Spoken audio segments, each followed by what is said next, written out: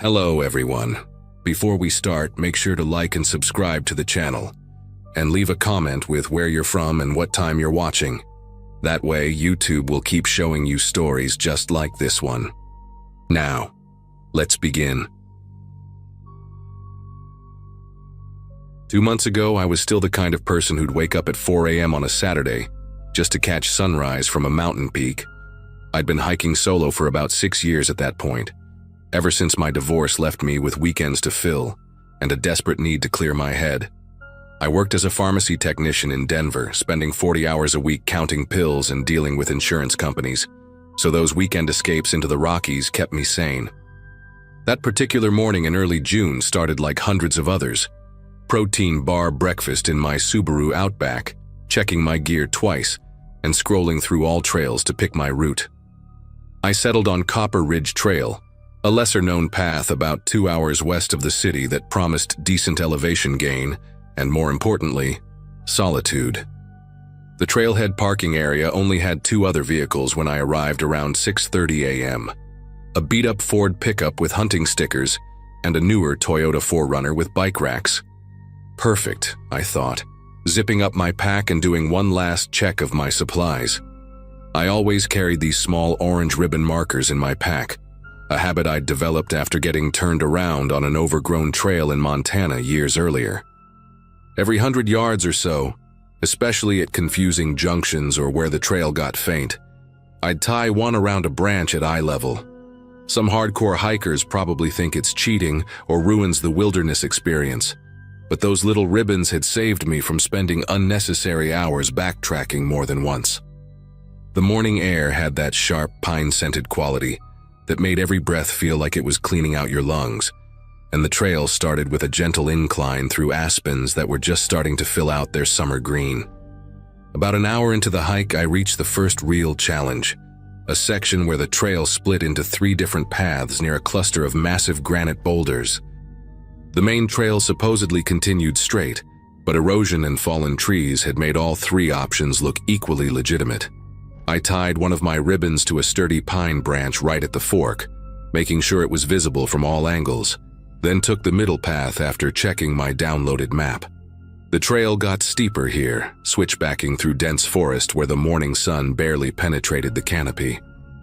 I placed another marker at a particularly confusing switchback where a game trail crossed the main path, and another where the trail curved sharply around a fallen log that blocked the obvious route. By 8 a.m., I'd gained about 200 feet in elevation and could catch glimpses of the valley below through gaps in the trees. The weird thing started when I stopped for water at a small clearing with a decent view to the east. While catching my breath and munching on some trail mix, I counted my remaining ribbons. I'd used 6 so far and had 14 left, which would be plenty for the remaining 4 miles to the summit and back. But when I glanced back down the trail I'd just climbed, I couldn't see my last marker. That didn't immediately worry me since the trail curved, but something made me walk back about 50 yards to check. The ribbon I'd tied at the sharp turn around the fallen log was gone. Not on the ground, not blown to a different branch, just gone. The branch I'd tied it to still had the small scrape mark where I'd pushed aside some bark to secure the knot, but the ribbon itself had vanished. I stood there for a minute trying to come up with logical explanations. Maybe a deer had eaten it, though I'd never heard of deer eating synthetic ribbon. Maybe another hiker took it down thinking it was litter.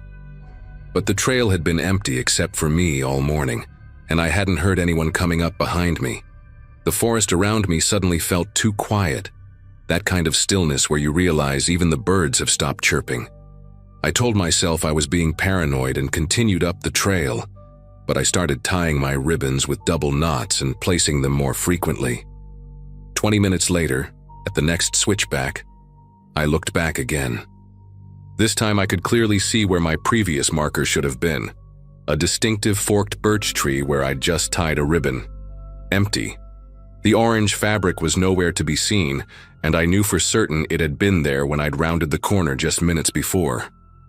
My pace picked up without me consciously deciding to move faster.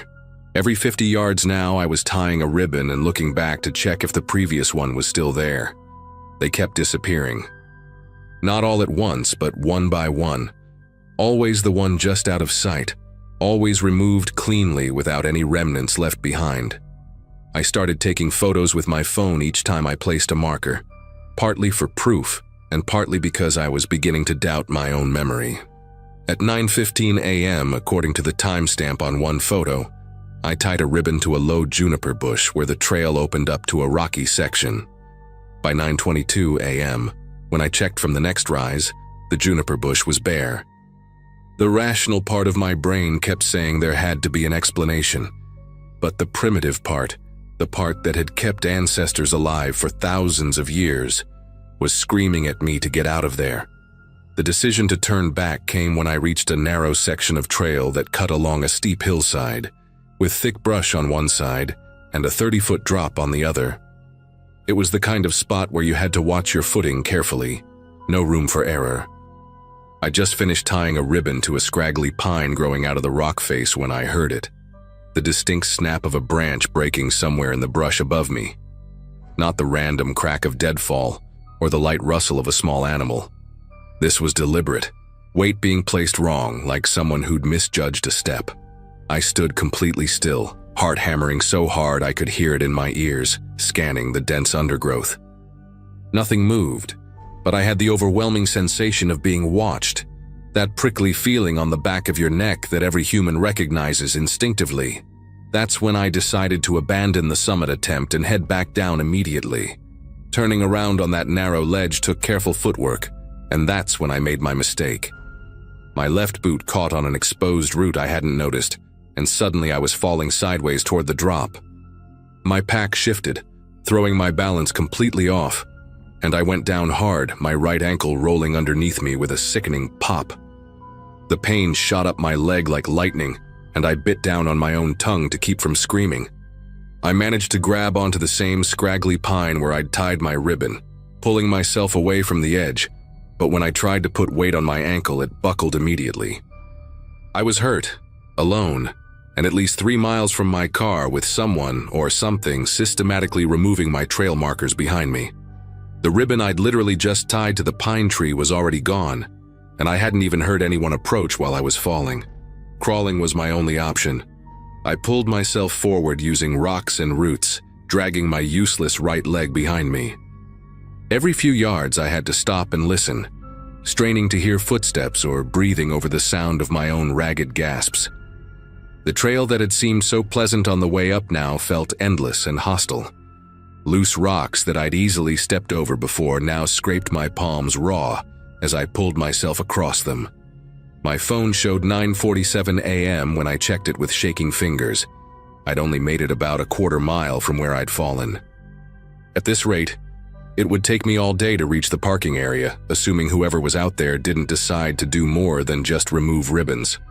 I kept checking behind me, expecting to see someone standing there, but the trail remained empty. Yet I could feel them, that presence just beyond the tree line, patient and deliberate. The worst part was passing the spots where I knew I'd placed markers earlier. Each empty branch or bush felt like a taunt, proof that someone had been following me step for step the entire morning. At the 3-way split near the granite boulders, I had to stop and rest, my ankle throbbing with a deep, nauseating pain that made me dizzy. I pulled out my phone to call for help, but of course there was no signal. I'd known that going in, which was part of why I always marked my trails so carefully. I tried anyway, even attempting to send texts that showed failed to send over and over. That's when I noticed something that made my whole body go rigid. In the dirt near where I was resting, there was a boot print that wasn't mine. It was larger, maybe a men's size 11 or 12, with a distinctive waffle pattern on the sole. The print was fresh, the edges still sharp in the dusty soil, and it was facing toward me, like someone had stood right there, watching me crawl past. Pure adrenaline got me moving faster after that.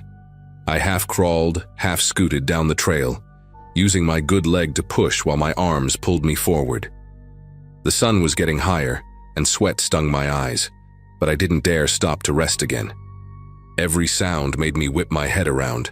A pine cone falling, birds taking flight, wind through the branches. All of it felt like him getting closer.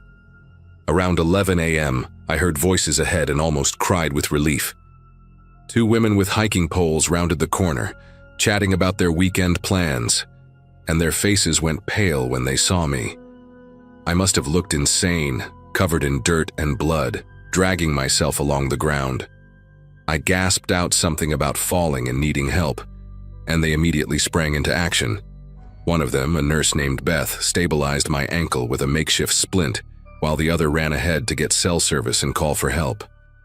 The search and rescue team found me about an hour later, and I was airlifted to the nearest hospital. Severely sprained ankle, they said, along with dehydration and numerous cuts and bruises. When I told the ranger about someone removing my trail markers, he took notes but seemed skeptical. No one else had reported anything unusual on that trail, he said. But here's what haunts me. When they went back the next day to investigate, they found something. About 100 yards up from where I'd fallen, hidden behind a cluster of rocks, they discovered a small pile of orange ribbons, all neatly folded and stacked. 23 of them, according to the report. I'd only placed about 15 markers that day.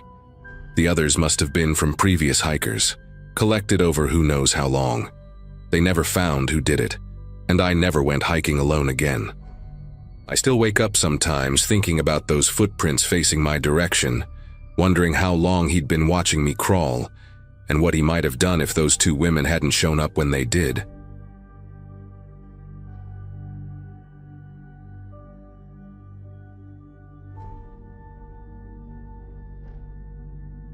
The drive up to Grandpa Eugene's old hunting cabin took me and my cousin Jake about 6 hours from Cincinnati that Friday in early October.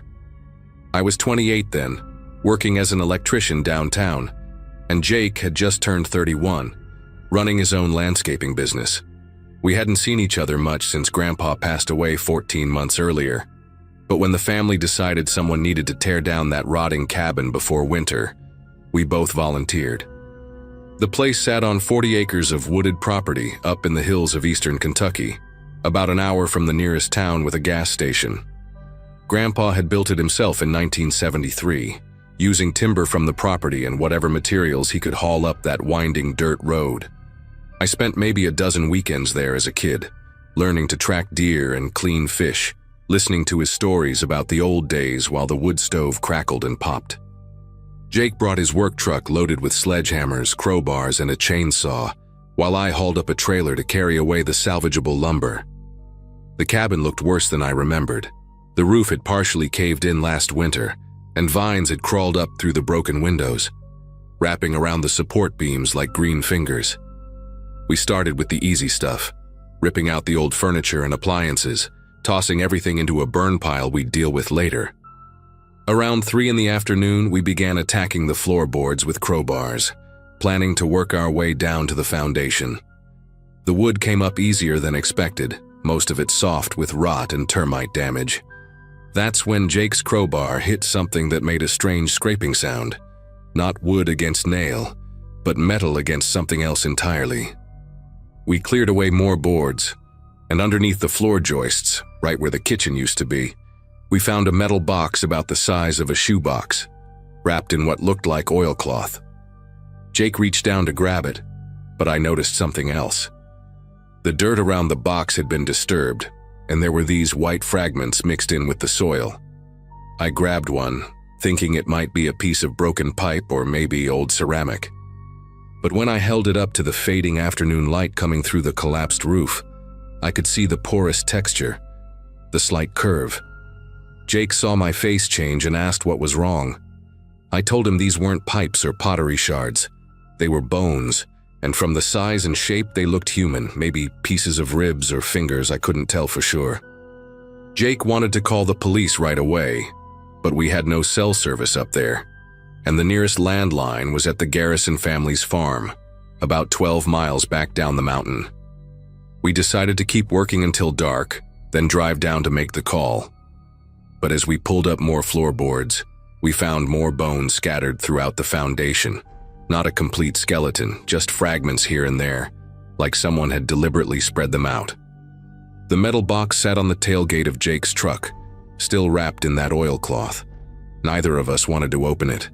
The sun was getting low, painting everything orange and casting long shadows through the trees. We figured we had maybe an hour of daylight left, enough time to clear a bit more floor and then head down to the garrison's place. That's when the first light appeared. It started as a pale blue glow, maybe 50 yards into the woods, hovering about 10 feet off the ground. At first I thought it was someone with a flashlight, maybe a hunter setting up an early camp, but the light didn't move like a flashlight. It pulsed, growing brighter and dimmer in a steady rhythm, like breathing. Jake saw it too, and we both stopped working, just watching this thing float between the trees.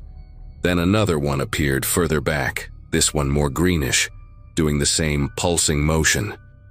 Within minutes, there were maybe 7 or 8 of these lights, all different colors.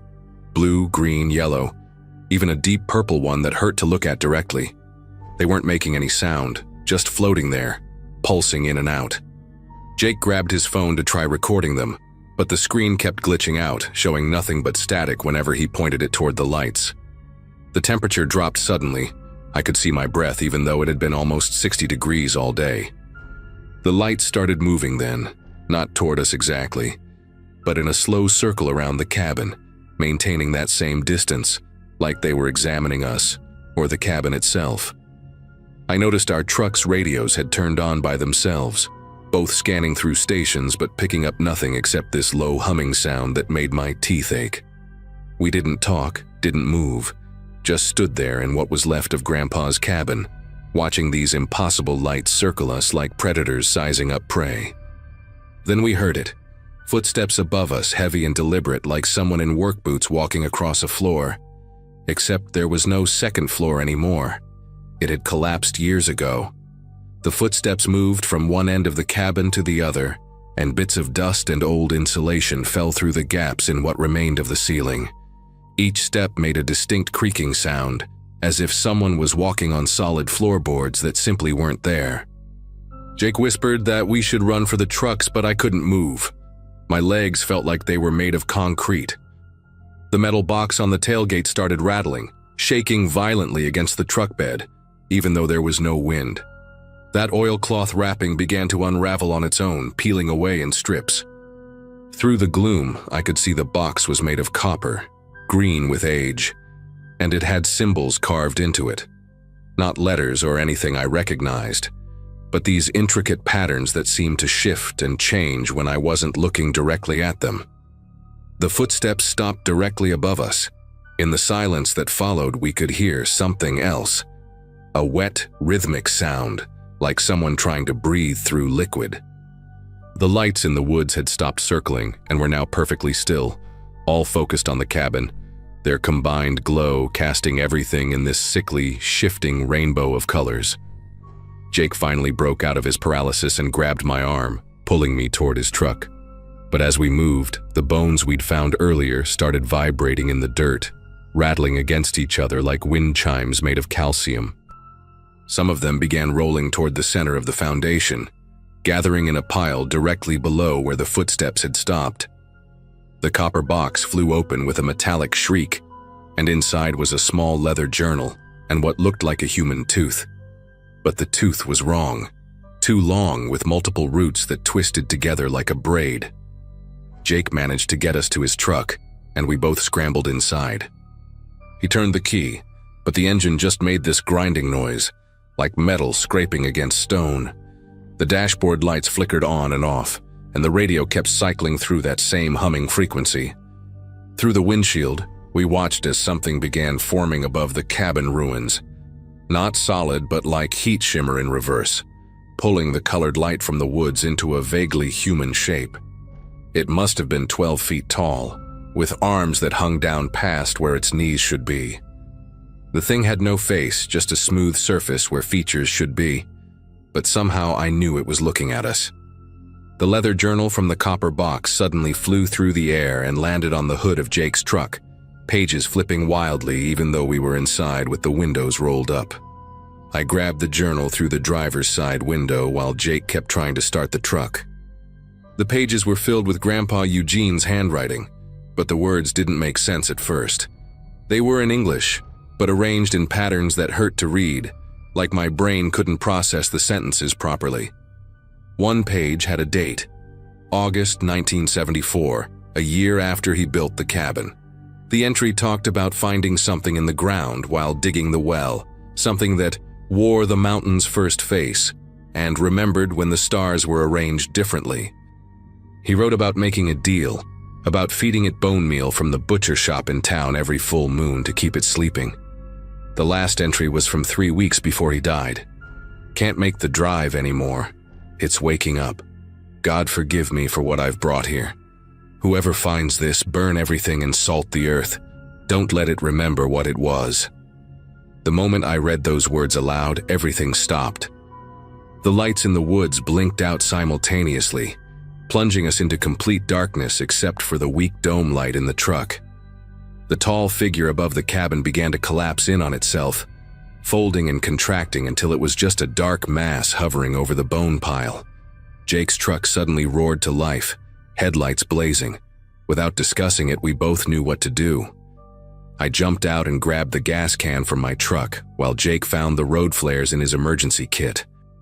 We doused the entire cabin foundation in gasoline, threw the copper box and the journal into the center, and lit it up. The fire caught immediately, burning with colors that shouldn't exist, deep purples and sick greens mixed with the orange flames. The bone fragments in the foundation cracked and popped, and each one that burned made that wet breathing sound stop for a moment, like something gasping. We stayed there until dawn, feeding the fire with every piece of wood from the cabin, making sure nothing remained. When the sun finally came up, the woods looked normal again. No lights, no impossible shadows, just trees and morning mist. We drove to the garrison's farm and called the sheriff, told him we'd found what might be human remains while doing demolition. They sent investigators up there, but all they found was ash and charred ground. The bones had burned to nothing, leaving no evidence. The official report said we'd probably found old animal bones, maybe from when it was a hunting cabin. Jake and I never talked about what really happened that night. We told the family the cabin was completely demolished, which was true enough. Last month, I drove past the turnoff to the property. There's a new chain across the dirt road now, and someone has nailed up signs every few feet. Private property, no trespassing, no exceptions. I don't know who put them there, but I'm glad they did. Some places need to stay forgotten.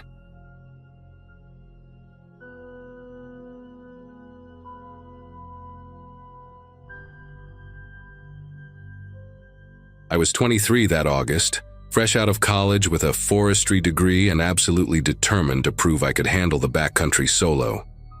My roommate Cassie thought I was crazy for planning a week-long trek through the Appalachian wilderness by myself, but I needed to clear my head after a rough breakup and an even rougher job search. The trail I'd chosen wasn't popular. Most hikers avoided it because of the steep elevation changes and lack of maintained campsites. That isolation was exactly what I wanted. I'd been hiking for 3 days already, covering about 15 miles each day, camping wherever I found flat ground.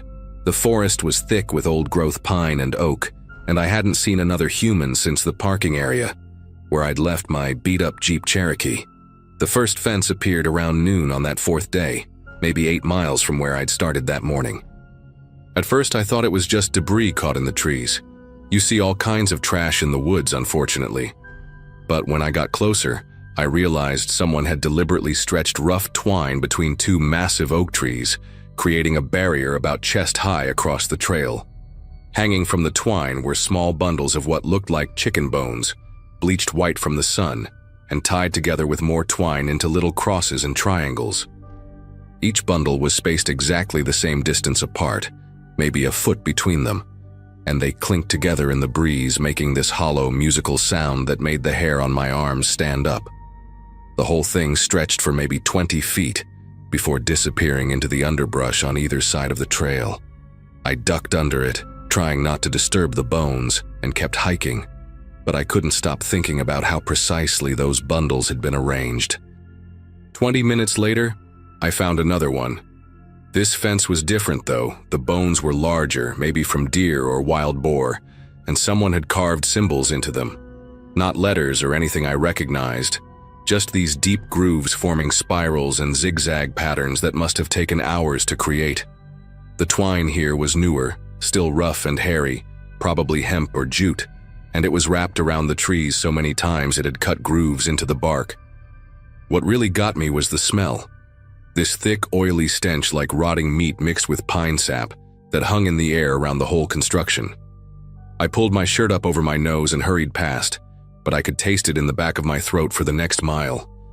My map showed I was still a good 12 miles from the nearest road, and the trail behind me would take just as long to backtrack. By late afternoon, I'd passed 4 more of these fences, each one more elaborate than the last. The final one before sunset had full rib cages dangling from braided rope, and someone had stuffed the spaces between the ribs with dried moss and what looked like human hair, long dark strands that moved in the wind like seaweed underwater. I stood there for a full minute debating whether to turn around, but the sun was already touching the mountain ridge to the west.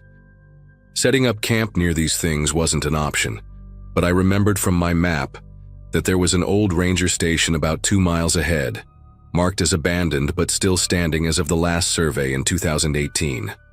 I picked up my pace, practically jogging despite my 40-pound pack, trying to put distance between me and those bone fences before dark. The ranger station appeared through the trees just as the light was fading to that deep purple you only get in the mountains. It was smaller than I'd expected, basically a one-room cabin with a covered porch and windows on all 4 sides, built on a concrete foundation that lifted it about 3 feet off the ground. The door hung open, creaking in the evening breeze, and half the shingles were missing from the roof. But it had walls and a door that still latched, which was all I needed. I climbed the steps carefully, several boards were rotting through, and swept my flashlight across the interior. There was an old metal desk pushed against one wall, a wood stove that looked like it hadn't been used in decades, and surprisingly, a cot with a moldy mattress that I definitely wasn't going to touch. Mouse droppings covered everything, and the walls were covered in water stains and graffiti from other hikers who'd used the place as emergency shelter. I was unpacking my sleeping bag when I heard the whistle. Not a bird. I knew every bird call in these mountains, but a human whistle, low and meandering like someone trying to remember a tune. It came from somewhere back down the trail I'd just hiked, maybe a few hundred yards away. Then it stopped, and I heard footsteps. Heavy ones, not trying to be quiet, crunching through the fallen leaves and snapping twigs. I clicked off my flashlight immediately and crouched below the window line, my heart hammering so hard I could hear it in my ears. The footsteps got closer, circled the station once, twice, then stopped directly in front of the door. Through a gap in the floorboards, I could see thick boots, covered in mud, and what looked like dried blood, just standing there, perfectly still. The door handle rattled. Just once, a slow turn like someone testing if it was locked. I'd thrown the latch when I came in, but it was just a simple slide bolt, rusted and loose. The boots shifted, and I heard breathing, ragged and wet like someone with pneumonia or a chest full of fluid. Then came a sound I'll never forget, fingernails dragging across the wood door, starting at the top and scratching all the way down to the bottom in one long, deliberate movement. The person outside made this humming noise, tuneless and broken, while their fingers kept exploring the door frame, tapping and scratching like they were reading Braille. My legs were cramping from crouching, but I didn't dare move. Even my breathing seemed too loud. Outside, the boots began walking again, slow and measured, circling the station. Every few steps they'd stop, and I'd hear that wet breathing right outside whatever wall they were facing. At one window, the person pressed their face against the glass. I could see their silhouette in the moonlight, long matted hair and a beard full of debris, maybe leaves or dried mud. They cupped their hands around their eyes to see inside better, and their breath fogged up the glass in quick, excited puffs. I was hiding behind the metal desk, pressed so tight against it that the edge was cutting into my ribs. They stayed at that window for what must have been 5 minutes, just breathing and occasionally tapping on the glass with one finger. Tap, tap, tap, pause, tap, tap, tap, like they were sending a message. Then they laughed, this horrible gurgling sound like water going down a clogged drain. and moved to the next window. I realized they were checking each one systematically, looking for a way in or trying to spot me inside. Around midnight, everything went quiet. No footsteps, no breathing, no tapping. Just the normal forest sounds, wind in the trees, an owl somewhere distant, crickets. But I knew they hadn't left. I could feel them out there, waiting. My phone had no signal. Hadn't had one for 2 days and the battery was at 12% anyway. I turned it off completely to save what little power remained. The darkness in the station was absolute, the kind where you can't see your hand in front of your face.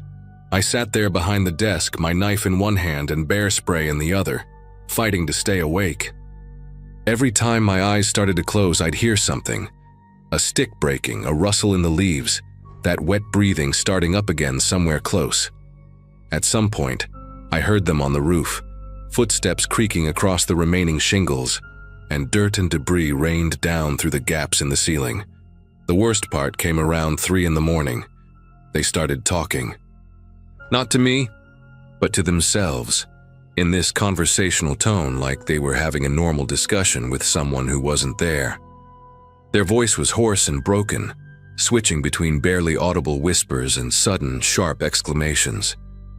They talked about the bones, about how each fence had taken weeks to build, how the animals had been trapped specifically for their skeletons, cleaned and prepared with respect.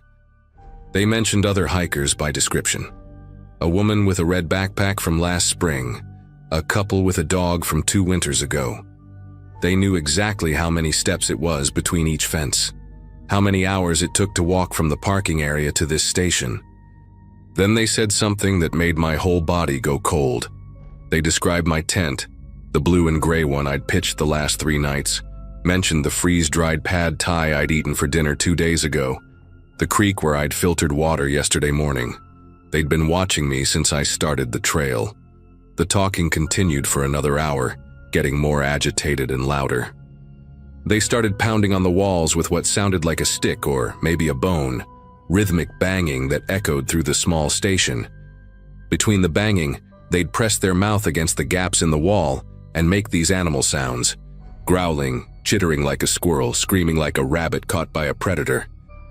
I stayed silent, barely breathing, even when they started calling out descriptions of me.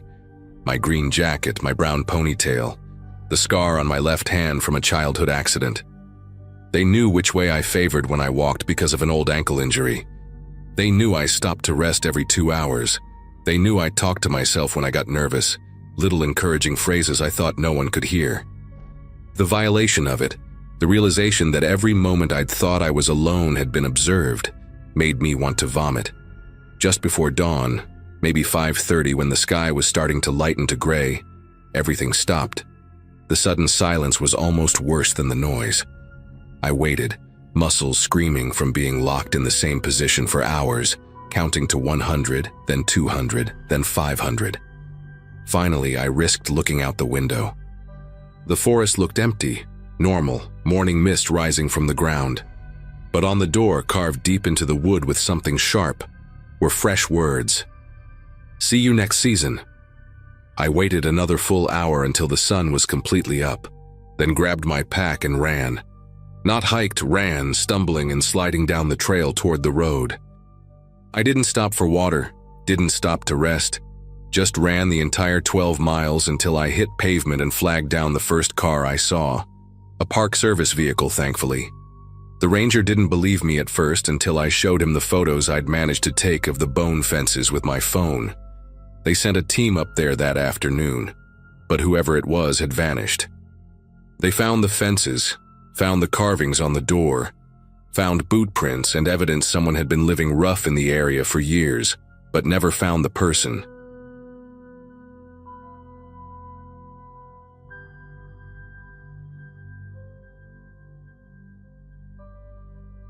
"5 months ago, I drove my old Chevy pickup to the Cascade Mountains in Oregon for what was supposed to be a 3-day solo camping trip. I was 32, recently divorced, and desperately needed to clear my head after months of lawyers and paperwork. The trail I picked wasn't popular, Silver Creek Loop, about 40 miles from the nearest town, which was exactly what I wanted. I'd been camping since I was a kid with my grandfather, knew how to handle myself in the wilderness, and figured 3 days of silence would help me figure out what came next in my life. The Thursday morning I arrived at the trailhead. There were only 2 other cars in the parking lot, both covered in dust like they'd been there for days. The forest was thick with Douglas firs, and the September air had that sharp, clean smell that makes you want to breathe deeper. I remember thinking this was exactly what I needed. Just me, my gear, and the mountains. About 4 hours into the hike, maybe 7 miles from where I'd parked, I spotted something through the trees that wasn't on my map. It was an old lean-to shelter, the kind hikers sometimes build illegally and abandon, tucked between 2 massive boulders about 50 yards off the main trail. The thing looked ancient, weathered planks, a rusted tin roof half collapsed on one side, and moss growing up the support posts.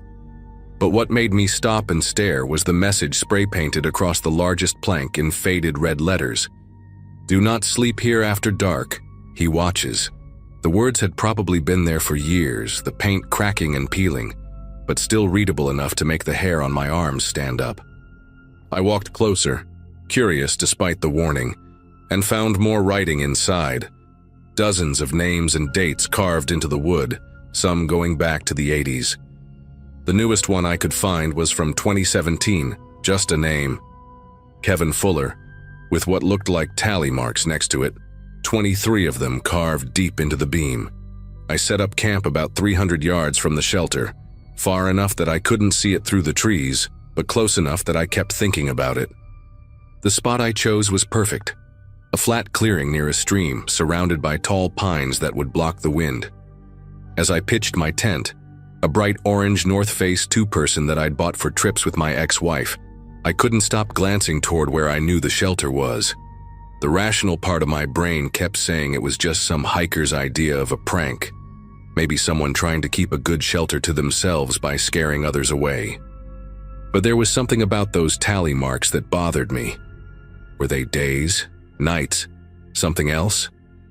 By the time I had my camp set up, tent staked down, bare canister hung from a tree branch, cooking gear arranged on a flat rock, the sun was already starting to dip behind the mountain peaks. The temperature dropped fast, maybe 20 degrees in an hour, and I found myself putting on my fleece jacket earlier than expected. I cooked dinner on my portable stove, freeze-dried beef stroganoff that tasted like cardboard soaked in gravy, and tried to enjoy the sunset. The sky turned this incredible purple-orange color that you only see in the mountains, and for a while, I actually forgot about the shelter. I sat on a log sipping instant coffee from my thermos, listening to the stream and the wind moving through the trees. Around 8 o'clock, just as the last light was fading, I heard something that made me pay attention. It was footsteps, deliberate and slow, crunching through the undergrowth somewhere between my camp and the shelter. Not the quick, light steps of a deer or the shambling of a bear. These were human footsteps, and they were moving in a circle around my camp, staying just outside the ring of light from my LED lantern. I called out, "Hello? Someone there?" But the footsteps stopped immediately.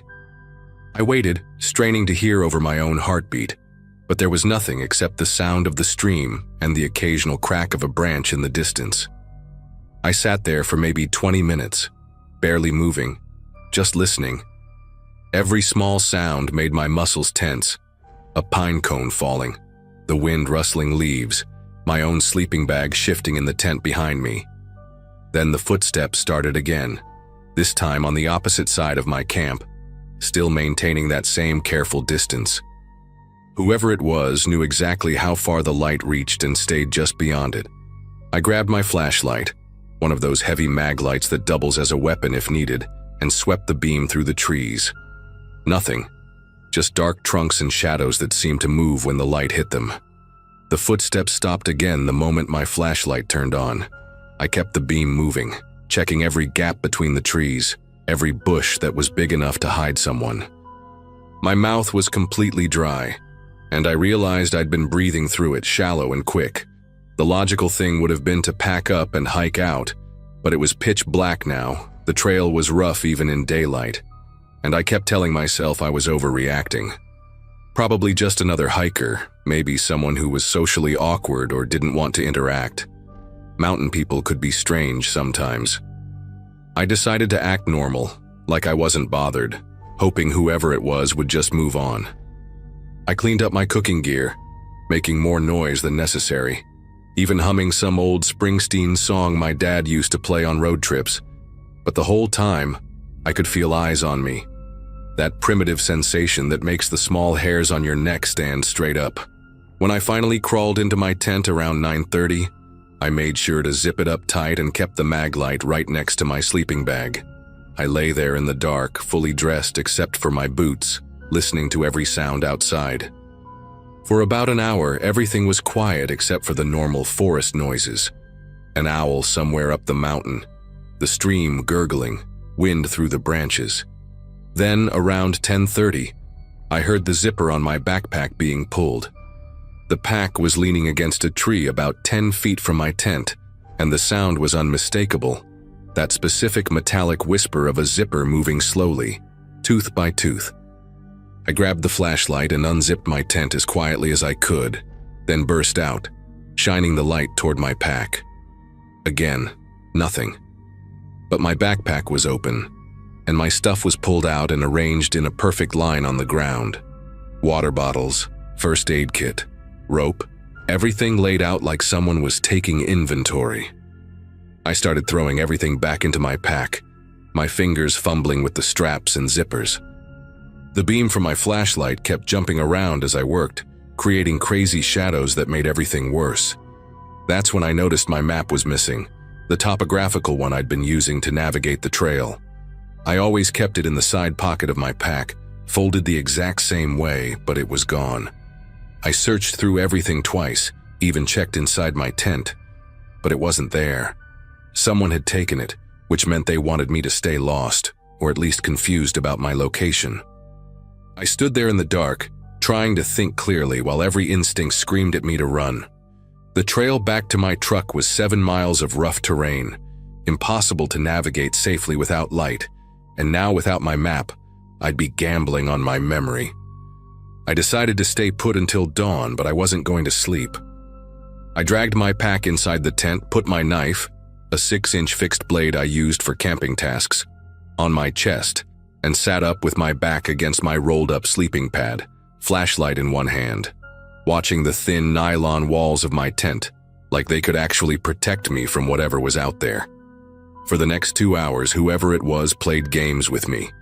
They'd tap on different sides of the tent with what sounded like a stick, 3 taps, then silence, then 3 taps somewhere else. Sometimes they'd throw small rocks that would hit the rainfly with little pinging sounds. Once, I saw the shadow of a hand pressed against the side of the tent, fingers spread wide, holding there for maybe 30 seconds before disappearing. I never said another word, didn't react, just sat there sweating despite the cold, gripping my knife so hard my knuckles ached. Around 1 in the morning, the activity stopped completely. No footsteps, no tapping, nothing. The silence was almost worse because I didn't know if they were gone or just waiting. I stayed frozen in position, barely blinking, counting my breaths to stay calm. At some point, exhaustion must have won because I remember jerking awake to gray pre-dawn light filtering through the tent. My watch showed 5:47 a.m. My knife had fallen off my chest, and my flashlight was dead, the batteries drained from being on all night. I unzipped the tent slowly, every muscle stiff from sitting in the same position for hours. The morning was foggy, that thick mountain mist that cuts visibility down to maybe 30 feet. My campsite looked wrong immediately. All my gear that I'd secured the night before, the bear canister, my cooking pot, my water filter, had been moved. Not scattered or thrown around, but deliberately placed in a perfect circle around my tent, each item equidistant from the next. In the center of the circle, right in front of my tent entrance, someone had driven a stick into the ground with my missing map wrapped around it. The map was marked with red X's at 3 locations, where I was camped, the parking area where I'd left my truck, and the lean-to shelter. But the worst part was seeing my name, Thomas Wright. written in charcoal or ash across the bottom of the map in block letters. I'd never told anyone on this trail my name. My parking permit only showed my license plate, and I'd paid cash at the ranger station. Whoever did this had gone through my wallet while I slept, or worse, had known who I was before I even arrived. I packed everything in less than 10 minutes, shoving gear into my pack without any organization, just wanting to get out of there. But something made me walk back to the shelter before leaving. Maybe stupidity, maybe the need to understand what had happened. The fog made everything feel dreamlike and unreal as I pushed through the wet branches. When I reached the shelter, I saw fresh writing on the wall, still dripping like it had been done minutes before. In the same red paint as the original warning, someone had added my name to the list of carved names inside, with a single tally mark next to it. Below that, written in what looked like mud or dirt, were the words, "One night survived, don't come back." My gear had been stacked neatly inside the shelter too. Items I hadn't even realized were missing. My backup headlamp, my emergency whistle, even the power bar I'd kept in my jacket pocket. Each item was placed precisely on a wooden shelf someone had built recently, the wood still fresh and white where it had been cut. The hike back to the trailhead was the longest 7 miles of my life. I practically ran when the trail was clear enough, stumbling over roots and rocks, looking behind me every few seconds. The fog lifted around 8 in the morning, but that just made me feel more exposed. Every sound made me whip around. A branch breaking, birds taking flight. Even my own breathing echoed strange in my ears. About halfway back, I found something that made me stop dead. On a tree right next to the trail, at exactly eye level, someone had carved "See you next year, Thomas" into the bark. The carving was fresh, sap still oozing from the cuts. I took a photo with my phone, the only proof I had that any of this was real, and kept moving. When I finally saw my truck through the trees, still parked where I'd left it, I almost cried from relief. But as I got closer, I noticed something tucked under the windshield wiper. It was a folded piece of paper, weathered and yellowed like it had been saved for years. Inside was a list of names and dates going back decades, all with tally marks next to them. Some had 1 mark, some had 5 or 6, and one name, Kevin Fuller, had those same 23 marks I'd seen in the shelter. At the bottom, in fresh ink, was my name with that single tally mark. I drove straight home, didn't stop except for gas, didn't even call anyone until I was back in my apartment in Portland. I tried to research the shelter, the trail, anything about other hikers having similar experiences, but found nothing online. The ranger station said they'd never heard of any shelter on that trail when I called them. I even reached out to someone named Kevin Fuller on Facebook, found a guy who lived in Oregon, right age to have been hiking in 2017. His profile was normal, family photos, work stuff, but he never responded to my messages. 3 weeks later, I got a package with no return address. Inside was my emergency whistle, the one I thought I'd packed when I left, but must have been left behind. Attached was a note. "You forgot this. See you September, KF." I haven't been back to those mountains, and I won't ever go back. But every September, I get a postcard with no message, just a photo of that shelter and another tally mark added next to my name. This year will be the 5th one. I don't know what happens to people who go back, but I think about those 23 marks next to Kevin Fuller's name, and I know I don't want to find out.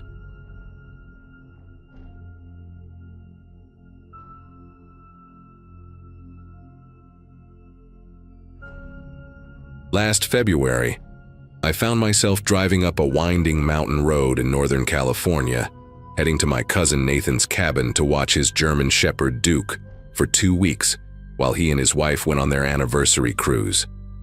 I was between jobs at the time, having just quit my position at a marketing firm in Sacramento, and honestly, the idea of spending some time alone in the mountains seemed like exactly what I needed to clear my head. Nathan had bought the place 3 years prior as a weekend retreat, about 40 miles from the nearest town, tucked away in a dense forest of pine and cedar trees. The cabin sat on 12 acres of private land, with the closest neighbor being a good 1.5 miles down the mountain. It was the kind of isolation that most people would find unsettling, but after dealing with office politics and city noise for 5 years straight, I was craving that complete disconnection from everything. The first 3 days passed exactly as I'd hoped they would. Peaceful mornings with coffee on the deck, long hikes with Duke through the surrounding trails, and quiet evenings reading by the wood stove. Duke was an easygoing dog, about 4 years old, well-trained and friendly, though Nathan had mentioned he could be protective of the property. On that Wednesday afternoon, I decided to explore a bit more of the property boundaries, following an old deer trail that wound behind the cabin. Duke was trotting ahead of me, nose to the ground, when he suddenly stopped and started growling low in his throat. That's when I saw them, barefoot prints in the muddy patch near the creek that ran along the eastern edge of the property. They were definitely human, adult-sized, and fresh enough that water was still seeping into the depressions. What struck me as particularly odd was that it was barely 40 degrees outside, and whoever had made these tracks had been walking through near-freezing creek water without any shoes. I tried to rationalize it at first, maybe some hardcore hiker, one of those people who believe in earthing or grounding, connecting with nature through bare skin contact with the earth. But the tracks didn't follow any logical path. They circled the property line, weaving between trees in an almost deliberate pattern, sometimes doubling back on themselves. Duke kept close to me the rest of that walk, his ears constantly swiveling, occasionally letting out these short, sharp barks at the tree line. When we got back to the cabin, I made sure to lock the doors, something Nathan had told me wasn't really necessary out here. That evening, while cooking dinner, I kept glancing out the kitchen window at the darkening forest. Duke stationed himself by the front door, alert but not quite agitated, like he was monitoring something I couldn't see or hear. Around 9 o'clock, just as I was getting ready to call it a night, I heard it, a slow, deliberate rattling of the front door handle, like someone was testing to see if it was locked. Duke immediately erupted into fierce barking, charging at the door with his hackles raised, teeth bared in a way I'd never seen from him before. I grabbed the flashlight Nathan kept on the mantel and shined it through the front window, sweeping the beam across the porch and the yard beyond. Nothing. No one there, no movement in the shadows, not even a raccoon or deer that might have bumped against the door. But Duke wouldn't calm down. He kept pacing between the front door and the back door, whining and growling alternately. Then the tapping started. Soft, rhythmic taps along the exterior wall of the cabin, moving slowly from the front toward my bedroom window. It wasn't random or frantic. It was methodical, almost like someone was counting the wooden planks as they walked alongside the building. I followed the sound from inside, Duke pressed against my leg, both of us tracking whatever was making its way around the cabin's perimeter. The tapping stopped at my bedroom window, followed by complete silence that somehow felt heavier than any noise. I stood there for maybe 5 minutes, barely breathing, waiting for something else to happen. Duke had gone rigid beside me, his growl so low it was more of a vibration I could feel through his body than an actual sound. Then I saw it. Pressed against my bedroom window was a small handprint, child-sized but positioned about 6 feet off the ground, way too high for any kid to reach without a ladder or being lifted. The condensation from the warm interior meeting the cold glass made the print stand out clearly, and I could see the individual finger marks, the palm lines, everything. As I stared at it, another print appeared next to it, then another, as if invisible children were pressing their hands against the glass in sequence. But there was no one there. I could see clearly through the gaps between the prints that the porch was empty, lit by the motion sensor light that had clicked on. I spent that entire night in the living room with Duke, every light in the cabin blazing, Nathan's old baseball bat across my lap. Around 3 in the morning, Duke started growling again, staring at the back door. I heard footsteps on the deck, heavy ones this time, definitely adult-sized, walking back and forth, occasionally stopping right at the door. At one point, something scraped against the wood, long, deliberate scratches that made Duke bare his teeth. When dawn finally broke, I worked up the courage to go outside and check around the property. What I found made my decision to leave very easy. Hanging from the trees nearest to the cabin were pieces of children's clothing. A tiny pink sock on one branch, a child's mitten on another, a small torn dress draped over a third. They were weathered and dirty, like they'd been outside for weeks or months, but they'd definitely been placed there recently. I would have noticed them before, but what really made me pack up right then and there were the carvings I found on the trees. Crude stick figures, dozens of them, carved deep into the bark of the pines surrounding the cabin. They all depicted the same scene, a tall figure standing next to smaller figures, and in every single carving, the smaller figures had X's for eyes.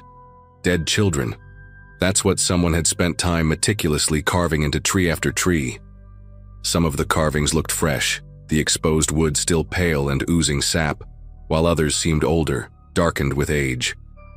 On one particularly large pine, someone had carved what looked like a calendar or tally marks, groups of 5 lines with a diagonal slash through them, over and over, filling up a section of trunk about 3 feet high. I counted 47 groups before Duke started pulling at his leash, desperate to get back inside. As we hurried back to the cabin, I noticed more clothing items I'd missed in my initial shock. A child's shoe dangling from fishing line, a small winter hat nailed to a trunk, a pair of tiny overalls stretched between 2 branches like some sick banner. I threw everything into my car in less than 20 minutes, Duke already in the back seat, engine running. But when I went back inside to do a final check and grab Duke's food bowl, I found something that still haunts me. On the kitchen table, which had been clear when I'd run outside an hour earlier, sat a neat row of items. 5 baby teeth, a lock of blonde hair tied with a faded ribbon, a tarnished child's ring, and a Polaroid photograph so water-damaged I could barely make out the image of what might have been a group of children. Underneath it all was a piece of birch bark with more stick figures carved into it, but this time there was one figure clearly meant to be a dog, and next to it, a taller figure with long scratches for hair. Me. Someone had been inside the cabin while I was discovering their grotesque art gallery outside, close enough to watch me, to know what I looked like, what Duke looked like, and they'd left me this message, this warning, or maybe this invitation. I still don't know which. I grabbed Duke's bowl and ran to the car, not even bothering to lock the cabin door behind me. The drive down the mountain was a blur of tight turns and gravel spraying from my tires. Duke whined in the back seat, picking up on my panic, and I kept checking the rearview mirror, expecting to see someone following us, but the road remained empty. About halfway down, my phone finally got signal again, and it exploded with missed calls and texts from Nathan. Apparently, the neighbor from down the mountain, an elderly man named Carl, had called him the day before, saying he'd seen someone on Nathan's property, a woman with long matted hair and bare feet, carrying what looked like bundles of cloth.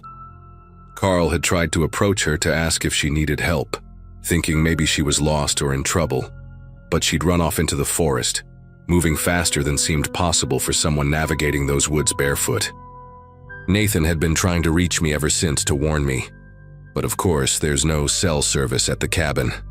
When I finally stopped at a gas station at the base of the mountain, the attendant, a middle-aged guy with worried eyes, asked if I was coming from the old forestry road. When I said yes, he shook his head and told me I was lucky to get out when I did. Apparently, there had been a family living illegally in those woods about 15 years ago. A woman and her 4 children, completely off the grid. Child services had tried to intervene multiple times, but they could never locate their actual camp. Then one winter, hikers found the bodies of 3 children in various locations throughout that forest, all having died from exposure and malnutrition. The 4th child and the mother were never found. The locals believed the woman had been moving the bodies around, unable to accept their deaths, creating shrines with their belongings. Some claimed they still saw her up there sometimes, always barefoot even in snow, always carrying bundles that might have been her remaining child, or might have been something else entirely wrapped in cloth to look like a child. I called Nathan from that gas station and told him everything. He drove back immediately, cutting his trip short, and went to the cabin with Carl and 2 sheriff's deputies. They found the cabin just as I'd left it, door wide open. But now there were muddy, barefoot prints throughout the entire interior, covering the floors, even tracked across the beds and furniture. The items on the kitchen table were gone, but in their place was a single piece of paper, torn from what looked like a children's book, with a crayon drawing of a house with 5 stick figures standing in front of it. 1 tall, 4 small. Nathan said the deputies searched the surrounding forest for 2 days but found no active camp, just more of those shrines made from children's clothing and toys, some looking decades old, others fresh.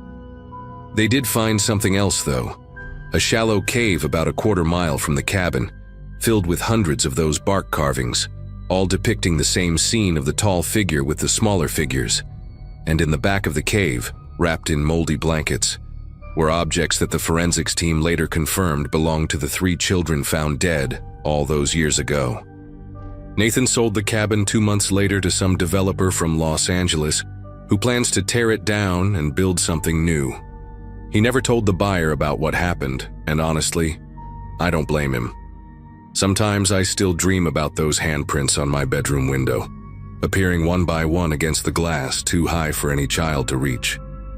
Duke never quite recovered from that experience either. He still growls at windows at night sometimes, and refuses to go near any wooded areas when I take him on walks. The sheriff's department officially closed the case, saying there was insufficient evidence of current criminal activity. But Carl told Nathan that hunters still report finding those clothing shrines appearing in new locations every winter. Whoever or whatever that woman has become after 15 years of grief and isolation in those mountains, she's still out there, still creating her monuments to loss, still searching for something in the darkness between those trees. I just hope whoever buys that new property never has to find out what happens when she decides to come looking for new additions to her family.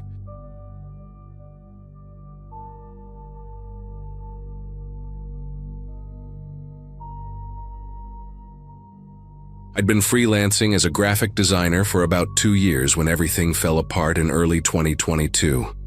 My biggest client dropped me without warning. My roommate moved out, leaving me with double rent, and my laptop died the same week. By March, I was desperate for a break, and searching rental sites at 2 a.m. became my new habit. That's when I found the listing, a cabin in the Appalachian foothills of Tennessee for $200 a week, utilities included. The photos showed a modest wooden structure with a stone chimney, surrounded by pine trees, and the description mentioned rustic charm and perfect for creative retreats. The owner, who went by Green Mountain Rentals, had 0 reviews but responded to my inquiry within minutes, sending payment instructions through the app. The drive from Nashville took me through towns that got smaller and quieter until I was following a narrow road that my GPS kept losing track of. When I stopped at a gas station in Millbrook to grab supplies and ask for directions, the teenager behind the counter squinted at the address I showed him on my phone. He called over an older woman who was restocking cigarettes, and she studied it with this expression like I'd shown her something written in a foreign language. "Honey, that's the old Brennan place," she finally said, exchanging a look with the kid that made my chest tighten. "Nobody's been up there since." Well, must be going on 30 years now. The family just left one day, never came back. I laughed nervously and explained about the rental listing, showing them the confirmation email. But they just kept giving me these concerned looks that made me want to get back in my car and drive home. But I'd already paid for 2 weeks up front, and honestly, the idea of returning to my overpriced apartment with its stack of overdue bills felt worse than whatever weirdness these locals were projecting onto an old house. The woman drew me a rough map on the back of my receipt, marking turns with X's and warning me about a washed-out section of road near the property. "If you're really going up there," she said, pressing the paper into my hand, "make sure you got good cell service before you settle in. And maybe don't stay past dark if things don't feel right."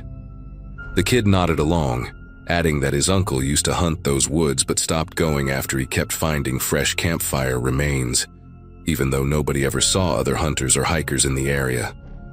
I thanked them, bought extra batteries for my flashlight, and continued driving, telling myself that small towns always had their ghost stories and local legends. The cabin sat at the end of a dirt driveway so overgrown with blackberry vines that they scraped against my car doors like fingernails. But the structure itself looked exactly like the photos. Weathered wood siding, stone chimney, even the same green metal roof, though it was covered in pine needles and oak leaves. The key was in a lockbox attached to a fence post, just like the owner had messaged me. And when I turned it in the front door, the mechanism clicked smoothly like it had been recently oiled. Inside, everything was surprisingly clean.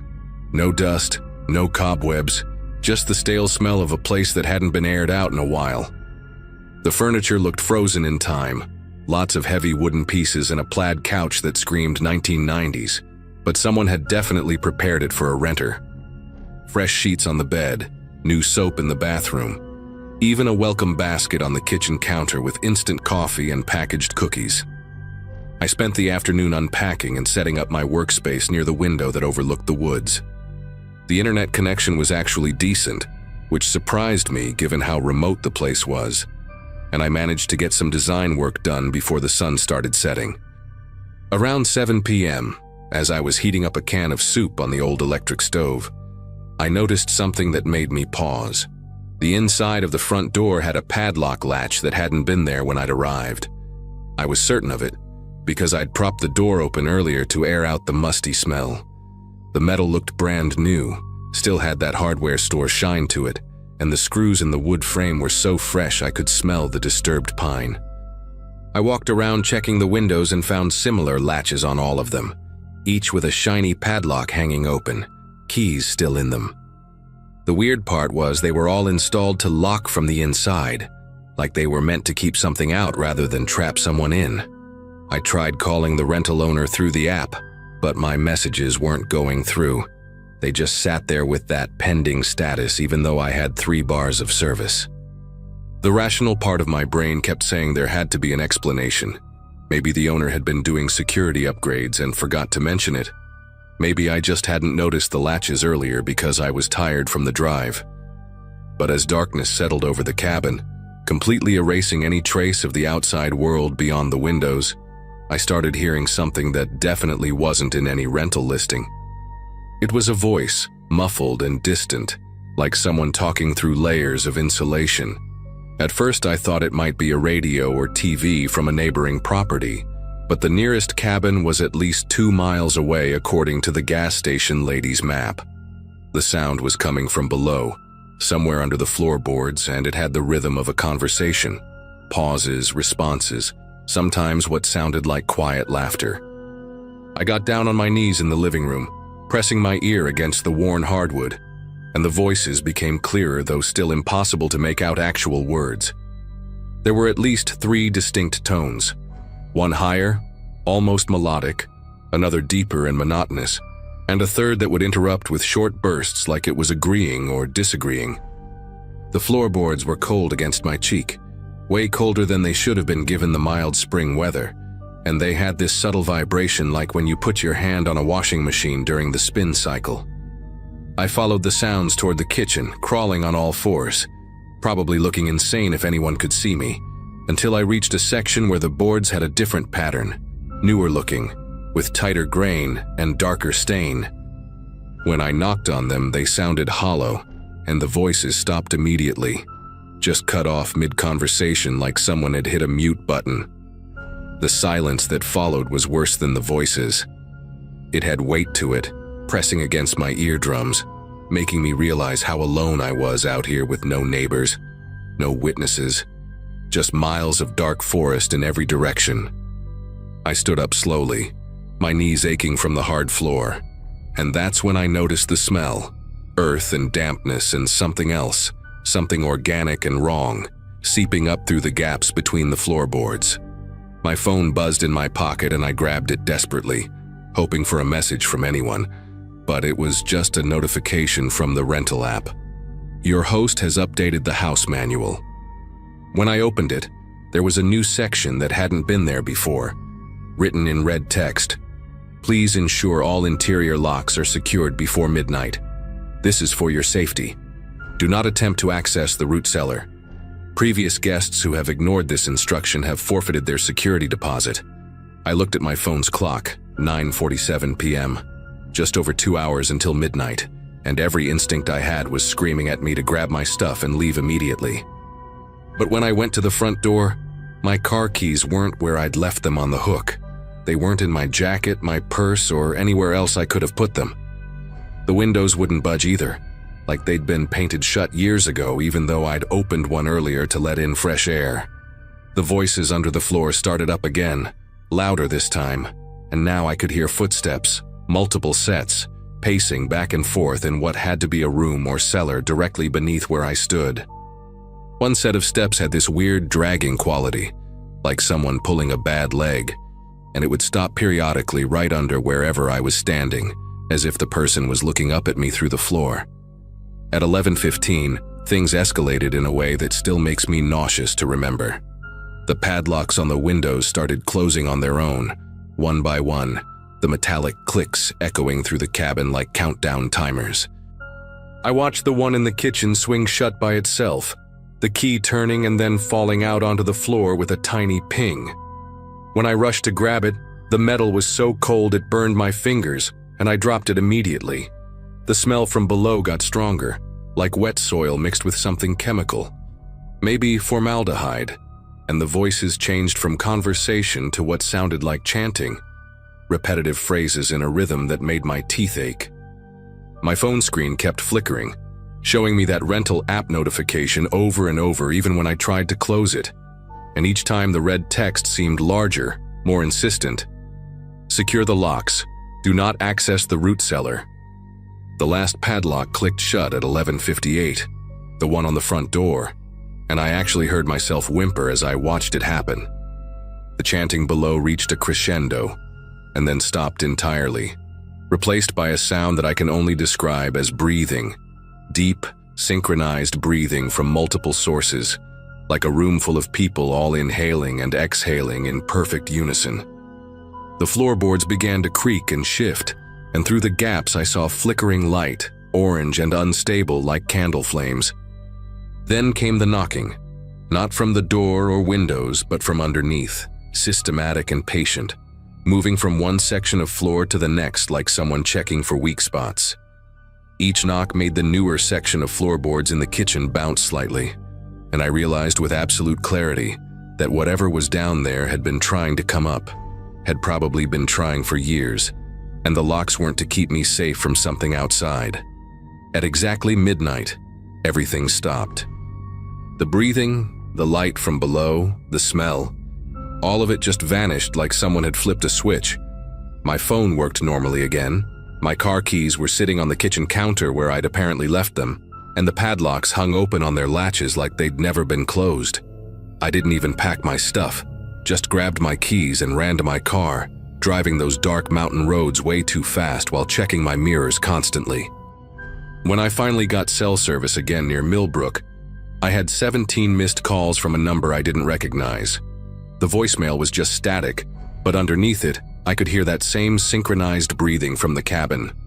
I drove straight through to Nashville, moved in with my sister that same week, and never responded to the rental owner's messages asking me to rate my stay. 2 months later, I saw the same cabin listed again, same photos, same price, but this time the description included a new line. Perfect for solo travelers seeking complete privacy. I still wake up sometimes at midnight and I swear I can hear those voices, faint and far away, having their endless conversation beneath someone else's floor.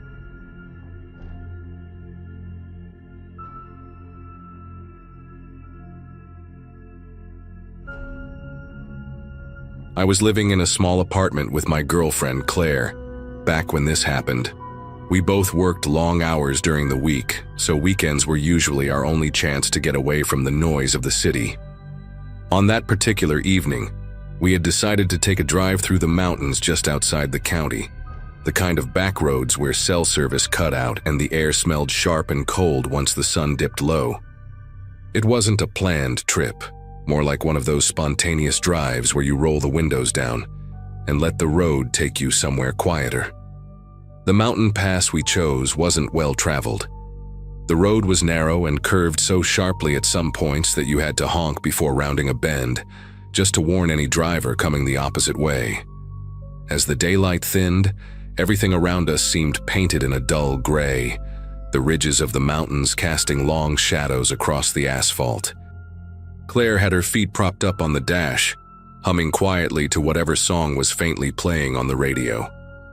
The headlights stretched ahead in thin beams, catching glimpses of pine needles scattered on the shoulder and the occasional road sign riddled with bullet holes. We had been climbing one of the steeper inclines when I noticed flashing amber lights in the distance. Hazard lights, pulsing slow and steady against the darkening slope. At first it barely registered. Plenty of cars broke down along these roads. But as we got closer, the scene grew stranger. The vehicle was pulled tightly against the rock wall on the right, a dark sedan with its trunk slightly ajar. Next to it, standing just inside the glow of the hazards, was a figure. From where I sat, it looked like a man in a pale jacket, his posture stiff, almost like he was waiting for something. I slowed down instinctively, my hand tightening on the steering wheel. Claire stopped humming and leaned forward, squinting at the figure. "Do you think he needs help?" she asked, her voice softer than usual. I was about to nod when the man turned, if it was even a man, and stepped away from the shoulder. He didn't wave us down, didn't move toward the car. Instead, he drifted backward into the tree line, swallowed by the dark pines as if he'd been waiting for us to see him and nothing else. The hazard lights kept blinking behind us as we rolled past, that rhythmic glow bouncing against the rock face. I slowed down even more, half expecting the man to reappear, or maybe even run back out onto the road, but he never did. Claire turned her head, watching the spot until it disappeared in the rearview mirror. "Why would he just walk into the woods like that?" she whispered, more to herself than to me. I didn't answer because I didn't have one. My gut told me not to stop, but the silence that fell between us was heavy, the kind that makes you question if you made the wrong choice. The road curved sharply after that, leading us deeper into the pass. That's when I caught sight of movement in the corner of my headlight beam. At first I thought it was a deer, but it moved with more intent, keeping pace with us just beyond the guardrail. Branches snapped as something ran parallel to the car, darting between tree trunks and disappearing, only to reappear a few yards further down. Claire gasped and gripped the edge of her seat, finally saying what we were both thinking. "He's following us." I pressed the gas harder, trying to convince myself it was just my imagination. The incline made the car groan as it picked up speed, but no matter how fast we went, the sound of branches cracking kept up with us. It wasn't a clean chase either. Sometimes the sound vanished entirely, then returned with sudden force, as though whoever was out there knew exactly where the road twisted and when to meet us again. The worst part was not being able to see clearly, just flashes, a pale sleeve, the glint of something metallic, the shape of legs cutting through the underbrush. Claire begged me not to stop, her voice trembling now. "Don't pull over, just keep going." My grip on the wheel hurt my knuckles as the pass narrowed, the guardrail hugging the cliff's edge. The headlights stretched far ahead into the thinning dusk, but the forest pressed in so close on the right side that it felt like we were driving through a tunnel of black pines. And through it all, I kept hearing that steady, deliberate pursuit, like we were prey being guided through someone else's territory. The descent on the far side of the pass came sooner than expected, a sharp downhill stretch that forced me to ride the brakes. The forest gave way just enough for the sky to show a faint strip of orange fading into blue. But the sound of pursuit didn't stop. It darted in and out again, now on the opposite side of the road, as if it had crossed without us ever seeing. Claire's nails dug into the seat fabric. She kept whispering, "Please, just get us out of here," her voice breaking with each word. By then, my mind was racing with explanations, none of them good. A trap? Someone staging a breakdown to lure drivers? If that was the case, then why follow us instead of blocking the road? The thought hit me hard. Maybe there were more than one. The narrow pass made me feel boxed in, no place to turn around, no way to outrun whatever was matching our speed through the dark. I rolled the windows up fully, even though the air inside grew hot and stale, because the idea of someone reaching in suddenly was unbearable. We finally reached the bottom stretch where the road widened, and the trees pulled back. For the first time in miles, the shoulder opened up into a gravel turnout meant for truckers. I swung the car into it, throwing up a cloud of dust. The plan was simple: slam the brakes, spin around, and aim the headlights back at the tree line to see if anything was actually there. When the car skidded to a halt, Claire let out a sharp cry. But the trees stared back in silence. No movement, no sound. Just the slow flicker of the hazard light still glowing faintly far up the pass, like a warning we had ignored. We didn't wait to find out if whoever, or whatever, it was would catch up. I put the car back in gear and didn't let off the gas until we hit the highway an hour later. Claire cried quietly beside me the whole way home, and I couldn't bring myself to say anything that would make sense of it. To this day, I don't know if it was a person trying to intimidate us or something else that belonged to those woods. But I do know one thing: I'll never stop for hazard lights in the mountains again.